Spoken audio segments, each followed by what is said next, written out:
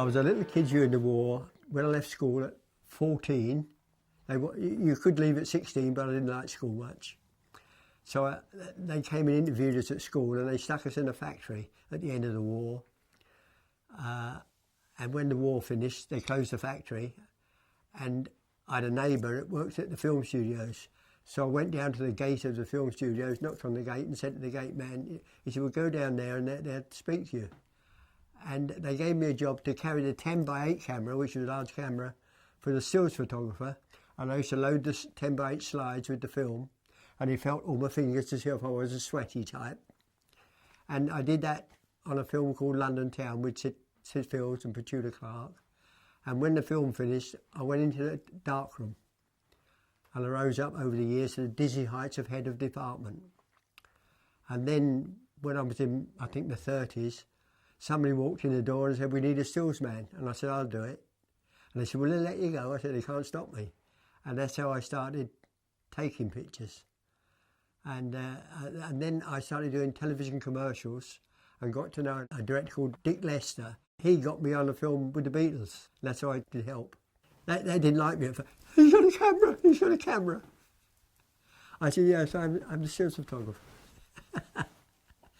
But once you get to know them, they're all right. Once they saw your pictures, you know, because they had their own special photographer that went round with them, you know. Well, Dick Lester, he used to always be telling me off. And he liked me, but you wouldn't think so, the way he used to nag me. You got told off by the sound man, he heard the click of the camera. So I had a box made up with so the lens went through the front, and it's all soundproofed. And I could fire, I had an electric motor on the bottom of the camera, so I could fire the camera with a button, and you couldn't hear it. So they were happy then, the cameramen, you know. But occasionally, on rehearsals, I'd say, blow that, and then the director would get upset.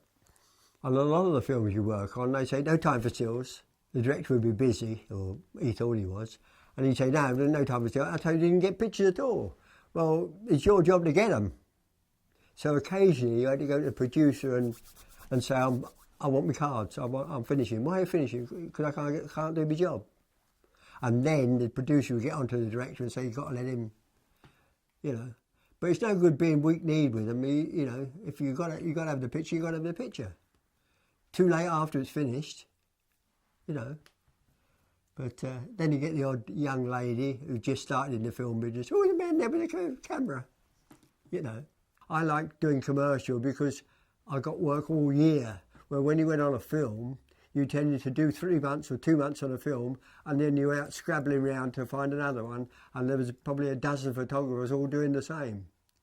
So it was easier for me to do commercials, you know. You still had film stars doing them, you know. Well, I was working in the film industry, and somebody, I forget who it was, came up to me one day and said, can you stand in for me at AP Films? But it's evening work. After they finish filming, take a few stills. So I said, all right. And for some unknown reason, they liked my face and started asking me back more. But it's not what you know, it's who you know in the film game. Then Jerry said to me one day, would you like to come work for us regular? Because we've got a couple of comics and we need stills, like a storyboard type pictures for these comics. I said, yeah, all right, you know, thinking it was only going to last a few weeks, and it lasted years. Normally, when I was photographing the puppets, Sylvia would come along and tell me more or less how to do it. So although I listened patiently, I completely ignored her. Yeah, she was in charge of all the puppeteers, you know, and the dressmaking side of it. And she would argue about how the hair was done and all that sort of thing. But Jerry was more interested in the actual filming, if you know what I mean, the editing and putting it all together. You went on the set and the director was God. He had an assistant, but you mustn't make any noise and all this sort of thing, you know, and you trip over a wire or something, you know, and cut, cut, cut. When you're on the set, you had to be there when they stopped filming and say, I want a still. Because they wouldn't stop, you know, while they were doing it. And I'd say, I want some stills. We haven't got time, you know. So I used to sneak them when they weren't looking, or they go for a pee or something, you know. And I'd jump in and do it then. And then you say to the puppeteer, that bit where you did so-and-so, and they'd hold them up and you have a couple of clicks, you know. But I had a studio of my own as well. I had an electrician and a puppeteer that helped me, you know, a girl. And we used to go and pinch a puppet, as I said, and cut cut the strings off. And the puppeteers used to go bonkers over it, you know. Oh, he done it again. Because it took some time to get the wire, because they had to feed them through. And it was so fine, it was like fuse wire. And they had to fix it onto a solenoid so that when the electricity came down the wire, the mouth went. So, well, if you broke the wire, they couldn't speak, could they? Penelope, she had different heads, you see. Some smiling, some serious, and so on. So you had to have the right head for the right photograph. And that means cutting the strings twice. I didn't like that. I can imagine him laughing at it now, but at the time it wasn't funny. But eventually he said, all right, he said, you can have your own Penelope and Parker yourself. So I had one specially made for me. And that was only used for me for stills. Being such small puppets, you had to have lots of depth of field, and therefore you had to give a long time exposure. And if it moved, it was blurred. You had a clamp on the back of their neck, so you had to watch that it didn't show in the photograph. The puppets started off at that height, and then he brought in smaller ones. Penelope's head was that size, and Scarlett's head was the size of an egg. So everything was closer, and everything was smaller, you know. Any mistake showed up more, if you know what I mean. It was hard work for the girls to keep these puppets in condition, you know. It was a bit more difficult from my point of view. Well, when you lose depth of field, because you had to go closer, and the closer you go with a lens, you get less depth of field. That is the distance from one part of the photograph to the other. That's the depth of field. You just had to stop down more to get the depth of field.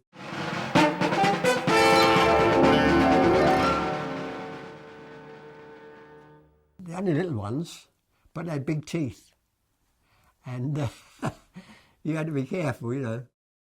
Sometimes they escaped and run across the floor and you had to catch them, you know, because we had a big tank, it was about 20, 30 feet across, but it was only about 2 feet deep. And you threw them in there and you didn't know where they were, you know. We had Penelope and they put the alligator, normally the alligator would just sit there, you know, with their mouth shut. But this particular one thought he'd be clever, and he grabbed her foot, and they're quite strong, well, they're only that big, and he ripped her foot off. So we had to get the foot back out of its mouth, you know, and you were worried about your fingers. Well, I didn't do it, the puppeteers did it, special effects, you know. The puppeteers did everything. They dressed the dolls, they worked and so on, whereas the special effects, you had a director, and then you had probably half a dozen blokes building the set. And you walk on the set, and they would take them a day or two to build the set, you know, and then they'd shoot it. I mean, it takes a long time to build these little sets, you know, a building, and it might take a couple of 3 days to build it, and then they film it. Well, if you go and blow it up on the first shot, it's 3 days out the door, you know. It took hours to get a plane, and you had to put a wire there, then it tipped forward, you had to put a wire there to correct that, you know. They set it all up for me, and I just walked in at the end of when they'd been shooting and just click it, because it was inanimate objects, you know. But with the puppeteers, you had to ask them, can I take some stills? And then they had to stand there, you know, and then they have to try and get the wires out afterwards. So you use a material called anti-flare, which you use on anything that reflected light, and you didn't want it to reflect, you spray anti-flare on it. So you use the anti-flare spray, and then you use dry powder paint, which was the same colour as the background. So you squirted that on, and then the wire would disappear into the background. You wouldn't notice it so much. But with the puppeteers, it would be more difficult because they were moving about all the time, you know. But with the models, you could keep still, you know. Wasn't so bad. We made a film with a big plane in it, and that was awkward because it was a bit heavy for the strings, you know. And if you weren't careful, the springs would crack and you bend the plane.